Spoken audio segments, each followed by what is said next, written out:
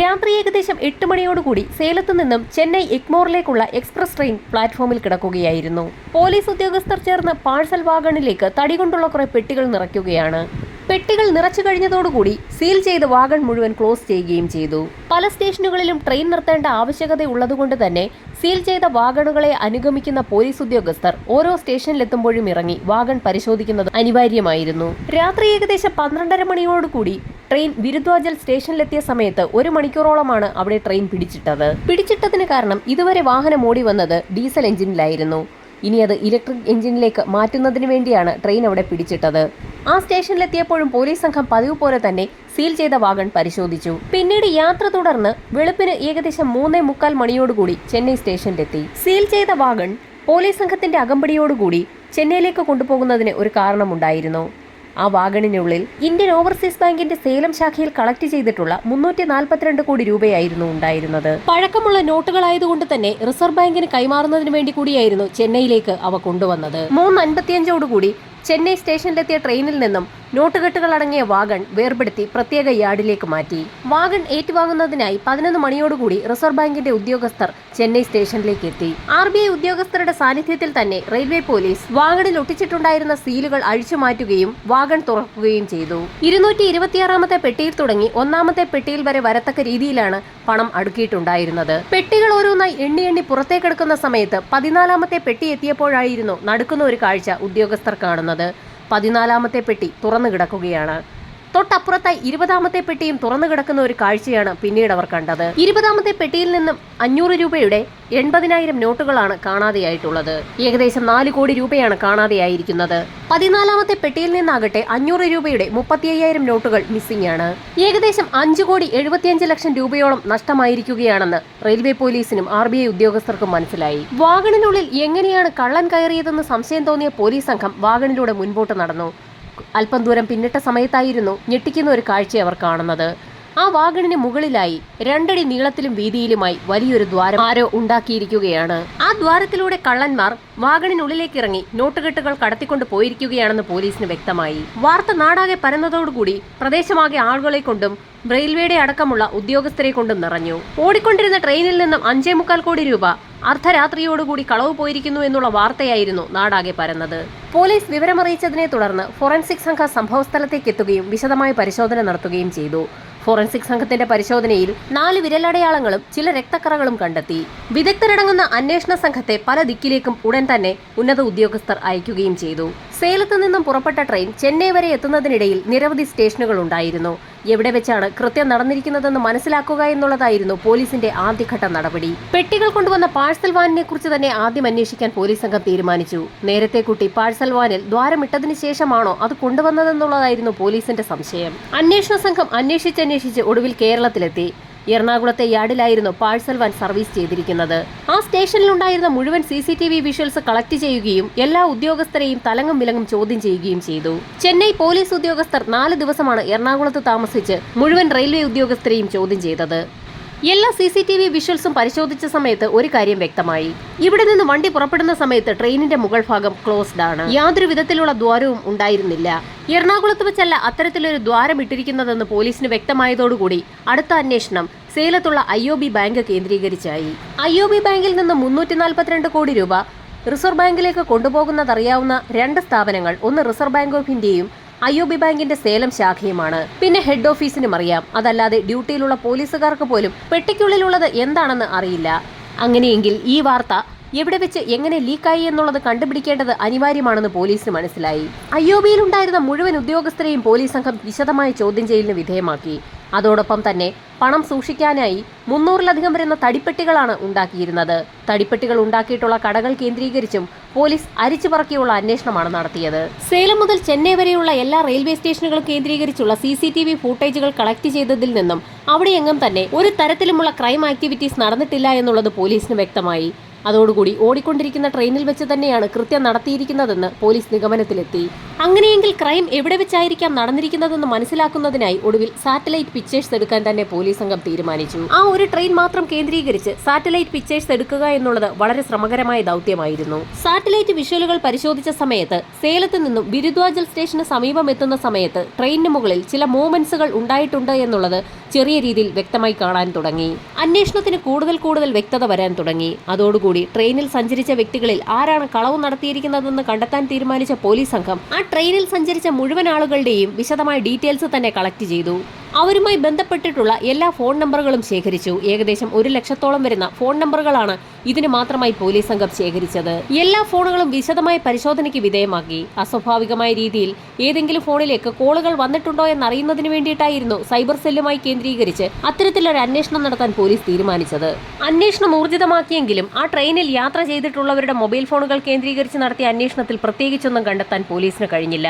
അതിൽ നിന്നും ആ യാത്രക്കാർക്ക് ഈ കൊള്ളയുമായി യാതൊരു ബന്ധവുമില്ല എന്ന് പോലീസ് വിലയിരുത്തി. 1 ലക്ഷത്തിൽ പരം വരുന്ന മൊബൈൽ നമ്പറുകൾ കേന്ദ്രീകരിച്ച് നടത്തിയ അന്വേഷണത്തിന്റെ ലിസ്റ്റ് വിശദമായി തന്നെ DSP കൃഷ്ണൻ വായിച്ചു നോക്കുന്നതിനിടയിലായിരുന്നു അദ്ദേഹത്തിന്റെ ശ്രദ്ധയിൽ ചില കാര്യങ്ങൾ പെടുന്നത്.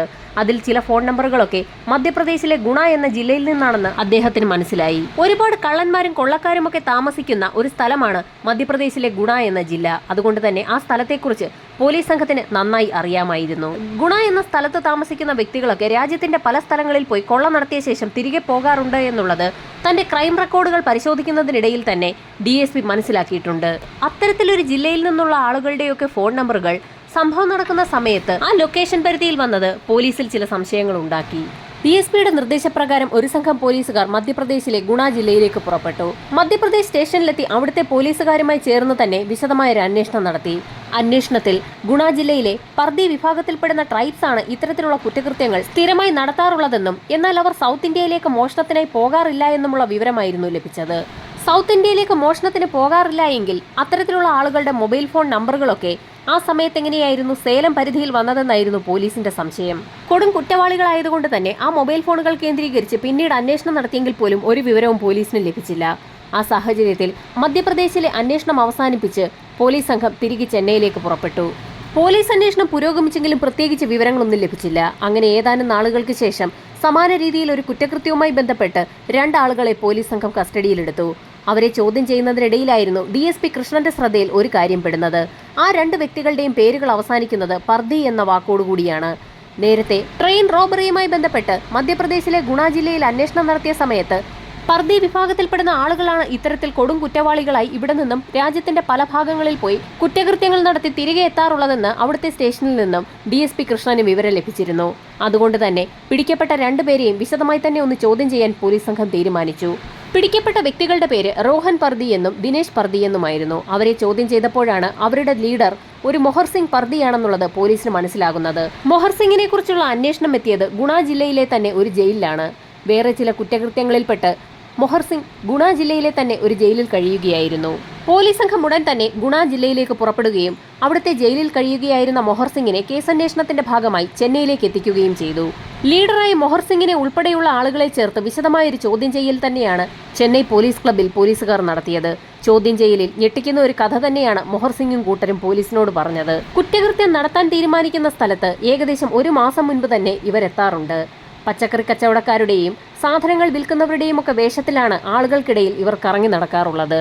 രാത്രികാലങ്ങളിൽ റെയിൽവേ ലൈനിന്റെ വശങ്ങളിലോ ഏതെങ്കിലും പാലത്തിനടിയിലോ റോഡിന്റെ വശങ്ങളിലോ ടെന്റ് കെട്ടിയാണ് ഇവരുടെ താമസം. അവിടെ താമസിക്കുന്ന 1 മാസം കൊണ്ട് കൊള്ളയടിക്കേണ്ട സ്ഥലത്തെപ്പറ്റിയും കൊള്ളയടിക്കേണ്ട രീതികളെപ്പറ്റിയുമൊക്കെ അവർ വിശദമായി തന്നെ പ്ലാൻ ചെയ്യും. വൻതോതിൽ ഇന്ത്യ ഒട്ടാകെ ഓടി നടന്ന് കൊള്ള നടത്തി പോകുന്ന ഈ സംഘത്തിന് സംരക്ഷണം ഒരുക്കുന്നത് അവരുടെ ഗ്രാമം തന്നെയാണ്. ഡൽഹി, ഹരിയാന, പഞ്ചാബ്, ഉത്തർപ്രദേശ് എന്നിവിടങ്ങളിലൊക്കെ സ്ഥിരമായി മോഷണം നടത്തി പിടിക്കപ്പെടുമെന്നുള്ള ഒരു ഘട്ടം വന്നപ്പോഴാണ് സൗത്ത് ഇന്ത്യയിൽ മോഷണം നടത്തുന്നതിനായി സംഘം പുറപ്പെട്ടത്. അങ്ങനെ അവർ മോഷണത്തിനായി തിരഞ്ഞെടുത്തത് തമിഴ്നാടായിരുന്നു. തമിഴ്നാട്ടിലൊക്കെ കറങ്ങി നടക്കുന്നതിനിടയിലായിരുന്നു മോഷണ സംഘത്തിൽ ഉൾപ്പെടുന്ന ഒരു പർദിയുടെ ചെവിയിലേക്ക് ഒരു വാർത്ത എത്തുന്നത്. IOB ബാങ്ക് പഴയ നോട്ടുകൾ കളക്ട് ചെയ്ത് റിസർവ് ബാങ്കിന് കൈമാറുന്നു എന്നുള്ള ഒരു വാർത്തയായിരുന്നു അയാൾ ശ്രദ്ധിച്ചത്. അയാൾ ഉടൻ തന്നെ അക്കാര്യം തങ്ങളുടെ ലീഡറായ മൊഹർ സിംഗ് പർദിയെ അറിയിക്കുകയും ചെയ്തു. പിന്നീട് ആ സംഘത്തിന്റെ മുഴുവൻ ശ്രദ്ധയും IOB ബാങ്കിലേക്കായിരുന്നു. കളക്ട് ചെയ്യപ്പെട്ട 342 കോടി രൂപയുടെ പഴയ നോട്ടുകൾ IOB ട്രെയിൻ മാർഗം ചെന്നൈയിലേക്ക് കൊണ്ടുപോകുന്നു എന്ന് മനസ്സിലാക്കിയ സംഘം വിശദമായ ഒരു പ്ലാൻ തന്നെ തയ്യാറാക്കി. മുഴുവൻ തുകയും അടിച്ചുമാറ്റാൻ തീരുമാനിച്ച മൊഹർ സിംഗിന്റെ സംഘം ചെന്നൈ മുതൽ സേലം വരെയുള്ള റൂട്ടിൽ 20 തവണയാണ് യാത്ര ചെയ്തത്. എവിടെ വെച്ച് എങ്ങനെ മോഷണം നടത്താമെന്ന് പ്ലാൻ തയ്യാറാക്കുന്നതിന് വേണ്ടിയായിരുന്നു 20 തവണയിൽ പരം അവർ ട്രെയിൻ മാർഗം ചെന്നൈയിൽ നിന്നും സേലത്തേക്കും തിരികെയും യാത്ര ചെയ്തത്. അങ്ങനെ പല ആവർത്തി യാത്ര ചെയ്തപ്പോഴാണ് നിർണായകമായൊരു വിവരം മൊഹർ സിംഗിനും ടീമിനും മനസ്സിലാകുന്നത്. ട്രെയിൻ യാത്രക്കിടയിൽ ചിന്നസേലത്തിനും വിരുദ്വാചലത്തിനുമിടയിൽ 45 മിനിറ്റോളം ട്രെയിൻ നിർത്താതെ ഓടുന്നുണ്ട്. ഈ സമയത്ത് ഡീസലിലാണ് ട്രെയിൻ ഓടുന്നത്. അതുകൊണ്ട് തന്നെ ട്രെയിനിന്റെ മുകൾ ഭാഗത്ത് കയറിയിരുന്നാൽ യാതൊരു പ്രശ്നവും ഉണ്ടാകില്ല. ട്രെയിൻ ഒരു സ്റ്റേഷനിലും നിർത്താതെ 45 മിനിറ്റോളം ഓടുന്ന ആ സമയത്ത് തന്നെ ട്രെയിനിന്റെ മുകൾ ഭാഗം തുറക്കുകയും ആ ബോഗിക്കുള്ളിൽ കടന്ന് പണം അടിച്ചു മാറ്റുകയും ചെയ്യണമെന്നുള്ളതായിരുന്നു അവരുടെ പ്ലാൻ. അങ്ങനെ IOB ബാങ്കിൽ നിന്നും RBIയിലേക്ക് നോട്ടുകെട്ടുകൾ കൈമാറുന്ന ദിവസമെത്തി. അന്ന് വൈകുന്നേരം നോട്ടുകെട്ടുകൾ അടങ്ങിയ ട്രെയിൻ ചിന്നസേലത്തെത്തിയ സമയത്ത് ഇരുട്ടിന്റെ മറവിൽ പതുങ്ങിയിരുന്ന 5 അംഗ സംഘം അവിടെ നിന്നും ട്രെയിനിന് മുകളിലേക്ക് കയറി. ഈ സമയത്ത് പ്രഗത്ഭരായ പോലീസ് സംഘം പ്ലാറ്റ്ഫോമിൽ ബോഗികൾ ഓരോന്നായി പരിശോധിക്കുന്നുമുണ്ടായിരുന്നു. നോട്ടുകെട്ടുകൾ അടങ്ങിയ ബോഗികൾ പരിശോധിക്കുന്ന അതേ സമയത്ത് തന്നെ പോലീസ് സംഘം നിൽക്കുന്നതിന് തൊട്ട് മറുപുറത്തുകൂടി മോഷണ സംഘം അതേ ബോഗിയിൽ തന്നെ പിടിച്ച് മുകളിലേക്ക് കയറുകയായിരുന്നു. പോലീസ് സംഘം അവരുടെ പരിശോധനയൊക്കെ പൂർത്തിയാക്കി ട്രെയിനിനുള്ളിലേക്ക് കടന്നു. ചിന്നസേലത്ത് നിന്നും ട്രെയിൻ പതുക്കെ പുറപ്പെടുന്ന സമയത്ത് തന്നെ ട്രെയിനിന് മുകളിലുണ്ടായിരുന്ന സംഘം അവരുടെ കൈവശമുണ്ടായിരുന്ന ബാറ്ററി ഉപയോഗിച്ചുള്ള കട്ടർ കൊണ്ട് ട്രെയിനിന്റെ മുകൾ ഭാഗം തുരന്നു തുടങ്ങി. അവരുടെ കൈവശം മാനുവൽ കട്ടറും ഉണ്ടായിരുന്നു. കട്ടർ ഉപയോഗിച്ച് ട്രെയിനിന്റെ മുകൾ ഭാഗം കട്ട് ചെയ്യുന്നതിനിടയിലായിരുന്നു കൂട്ടത്തിലുണ്ടായിരുന്ന ഒരു വ്യക്തിയുടെ വിരൽ മുറിയുന്നതും ചില രക്തക്കറകളൊക്കെ ബോഗിക്കുള്ളിലേക്ക് വീഴുന്നതും. മുകളിലുണ്ടായിരുന്ന 5 പേരിൽ 2 പേർ ബോഗിക്കുള്ളിലേക്ക് ഇറങ്ങുകയും കൂട്ടത്തിലുണ്ടായിരുന്ന ഒരു തടിപ്പെട്ടി പൊളിക്കുകയും പെട്ടിക്കുള്ളിൽ നിന്ന് നോട്ടുകെട്ടുകൾ പൂർണ്ണമായും അയാൾ ഉടുത്തിരുന്ന കൈലി അഴിച്ചതിന് ശേഷം ആ കൈലിക്കുള്ളിലേക്ക് പൊതിഞ്ഞു കെട്ടുകയും ചെയ്തു. അങ്ങനെ നോട്ടുകെട്ടുകൾ അടങ്ങിയ കൈലി മുകളിൽ കാത്തു നിൽക്കുന്ന വ്യക്തികൾക്ക് കൈമാറി. ശേഷം രണ്ടാമത്തെ പെട്ടി പൊളിക്കുകയും ആ പെട്ടിക്കുള്ളിൽ നിന്ന് കിട്ടാവുന്നത്ര നോട്ടുകെട്ടുകൾ ശേഖരിക്കുകയും ചെയ്തു. അപ്പോഴേക്കും ട്രെയിൻ വിരുദ്വാചൽ സ്റ്റേഷന് സമീപം എത്തിയതുകൊണ്ട് തന്നെ ഉദ്യമം പൂർത്തിയാക്കി ബോഗിക്കുള്ളിലേക്ക് ഇറങ്ങിയ ആ 2 പേരും അവരുടെ കൈവശം ശേഷിച്ച നോട്ടുകെട്ടുകളുമായി ട്രെയിനിന് മുകളിലേക്ക് കയറി. വിരുദ്വാചൽ സ്റ്റേഷൻ എത്തുന്നതിന് മുൻപ് തന്നെ വയലൂർ പാലമുണ്ട്. ആ പാലത്തിന് സമീപത്തായി മൊഹർ സിംഗ് പർദി കാത്തു നിൽക്കുകയായിരുന്നു. ട്രെയിൻ പാലത്തിന് സമീപം എത്തിയപ്പോൾ 2 കൈലികളിലായി പൊതിഞ്ഞു കെട്ടിയിരിക്കുന്ന നോട്ടുകെട്ടുകൾ മൊഹർ സിംഗ് പർദിക്ക് നേരെ ആ സംഘം എറിഞ്ഞുകൊടുത്തു. വിരുദ്വാചൽ സ്റ്റേഷൻ എത്തുന്ന സമയത്ത് നല്ല ഇരുട്ടാണ്. സ്റ്റേഷനിൽ ട്രെയിൻ നിർത്തുന്നതിന് തൊട്ടു മുൻപായി തന്നെ ആ സംഘം ബോഗിയുടെ മറുവശത്തുകൂടി ഇറങ്ങി ഓടുകയും ചെയ്തു. അവിടെ നിന്നും 5 അംഗ സംഘം മൊബൈൽ ഫോൺ സ്വിച്ച് ഓഫ് ആക്കുകയും തുടർന്ന് വിവിധ ട്രെയിനുകളിലായി മധ്യപ്രദേശിലേക്ക് തിരിക്കുകയും ചെയ്തു. മധ്യപ്രദേശിലെത്തിയ സംഘം അവിടെ നിന്ന് ഒരു ട്രക്ക് വാടകയ്ക്കെടുത്ത് ആ ട്രക്കിലായിരുന്നു പിന്നീട് ഗുണ ജില്ലയിലേക്ക് പോയത്. ഗുണ ജില്ലയിലെത്തിയ സംഘം ആ നോട്ടുകെട്ടുകൾ അവരുടെ ആവശ്യാനുസരണം ചെലവഴിക്കുകയും ചെയ്തു. പഴകിയ നോട്ടുകെട്ടുകൾ നശിപ്പിച്ചു കളയാനുള്ളതായതുകൊണ്ട് തന്നെ IOB അതിന്റെ നമ്പറുകളൊന്നും തന്നെ രേഖപ്പെടുത്തി വെച്ചിട്ടുമുണ്ടായിരുന്നില്ല. പോലീസ് അന്വേഷണത്തിൽ 1 കോടിയിലധികം രൂപ സംഘം ചെലവഴിച്ചതായി ഇപ്പോൾ കണ്ടെത്തിയിരിക്കുകയാണ്.